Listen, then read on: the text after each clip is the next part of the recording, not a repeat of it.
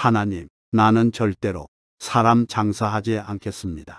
내가 목회를 시작하면서 하나님께 고백하고 나 자신에게 다짐한 말이다. 교회가 종교를 소비하는 시장이 된 현실을 진절머리나게 경험했기 때문이다.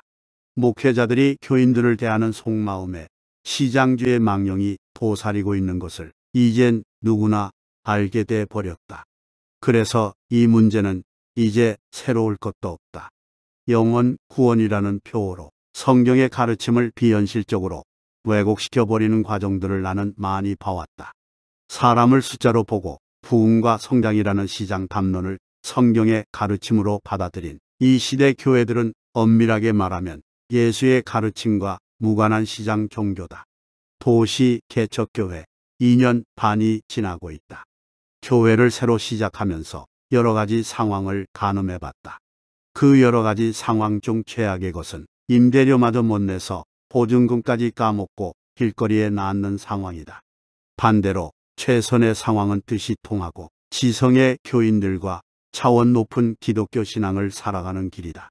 우리 교회는 다행히 최악보다 최선의 상황으로 방향이 잡혀나갔다.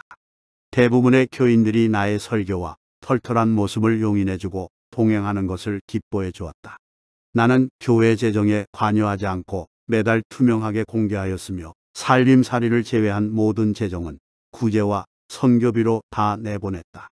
통장에 잔고를 남겨두지 못하게 처음부터 못 박았다. 도덕적으로 부정한 일이 일어날 수 없는 구조를 만든 것이다. 그런데 새롭게 유입되는 이들 중에 가끔 분위기를 흐리고 말썽을 일으키는 사람들이 있다. 목회자를 공격하고 비난하면서 협박하기까지 한다. 그것도 직접적으로 하는 게 아니라 외곽으로 빙빙 돌면서 여러 교인들을 흔들어 놓으면서 말이다. 급기야는 분별력 없는 교인들을 데리고 이탈을 감행한다. 그러면서 최종적으로 목사에게 모든 책임을 떠넘긴다. 다 당신 때문이야. 당신 설교에 은혜가 없어. 다위의 말들을 하며 침을 뱉고 나간다. 달달한 감성으로 등구름 잡는 주제 설교를 은혜가 있다고 생각하니 주석 설교 따위는 은혜가 없다고 생각하는 것이다. 배웠다는 사람이나 못 배웠다는 사람이나 똑같다. 이성적으로 생각하고 합리적으로 판단하기보다 자기중심적이고 이기적인 감정으로 모든 것을 왜곡해서 바라보기 시작하며 밑도 끝도 없는 궤변들을 만들어낸다. 인간이란 원래 그런 것이라는 걸 나는 사회생활 가운데서도 숱하게 겪어왔다. 하지만 교회에서의 이런 경험은 세속 사회에서의 지저분한 경험보다 더 조열하다. 나는 영원 구원이란 말을 사용하지 않는다. 성경에 영원 구원이란 말은 없다. 그것은 타락한 교회의 상업적 전술 용어다. 관념과 추상으로 얼버무려 실체 없는 망상에 빠뜨릴 때 사람은 가장 단순한 도구가 될 수 있다.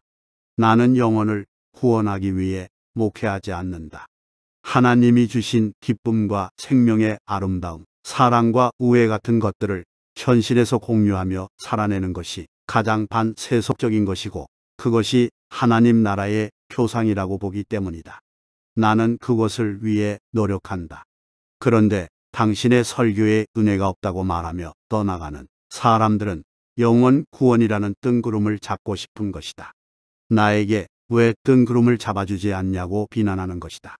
현실에서 구원받은 사람으로서의 천국을 살지 못하고 비난과 조롱, 혐오를 일삼는 사람들이 어떻게 궁극의 하나님 나라를 소망할 수 있는가?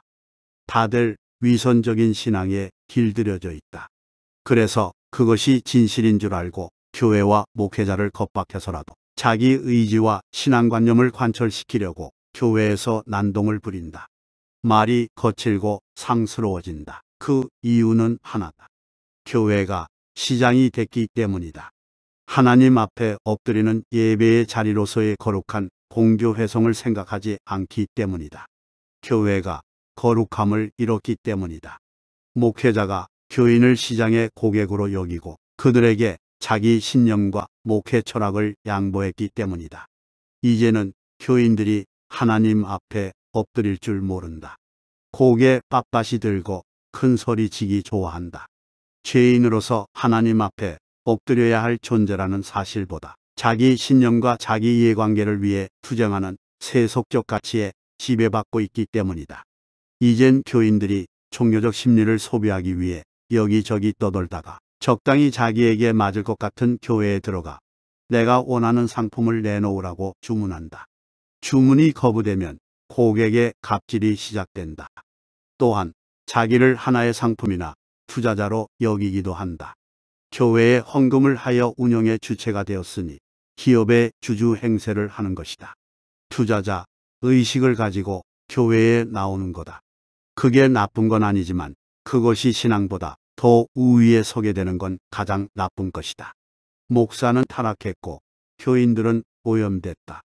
목사가 갑인 대형교회가 있고 교인이 갑인 개척교회가 있다. 개척교회에서 갑질하던 교인이 대형교회 가면 자동적으로 을의 태도로 바뀐다. 대형교회에서 을로 지내던 사람이 개척교회 가면 갑이 된 듯한 착시에 빠진다. 목사가 교인들을 고객으로 만들었기 때문이다. 사람 장사를 한 업보다 나는 지금도 처음 고백을 진땀나게 붙들고 있다. 절대로 사람 장사하지 않겠다는. 사람이 없어 교회 문 닫으면 박수를 줍고 살더라도 타협은 하지 말아야 한다. 한국 교회가 이 지경이 된 것은 목사들이 영혼 구원이라는 유치한 상술로 고객이 된 교인들과 타협했기 때문이다. 힘들고 지친 개척교회 목사님들께 응원드린다. 타협하지 마시라. 안 되면 목회 때려 치시라. 목회에 목숨 건다는 것은 안 되는 사람 붙들고 죽을 때까지 용쓰는 게 아니다. 그리스도인으로 변화할 수 있는 한 사람, 진정한 그리스도인으로 살아가기 위해 몸부림치는 그 한 사람에게 죽기까지 에너지를 쏟아붓는 거다. 그게 목회에 목숨 거는 거다. 말귀 못 알아먹고 버르장머리 없는 사람에게 영원 구원이란 미명으로 용쓰다 죽는 건 개죽음이다.